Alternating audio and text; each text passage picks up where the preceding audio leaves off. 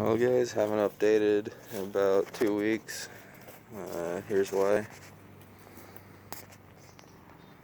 Got this 10 by 30 shade tent. I'm gonna start doing all the projects in here after I clear some of this shit out. But yeah, just been working away at this, organizing, getting ready to fill some sand in here to make the ground a little bit smoother.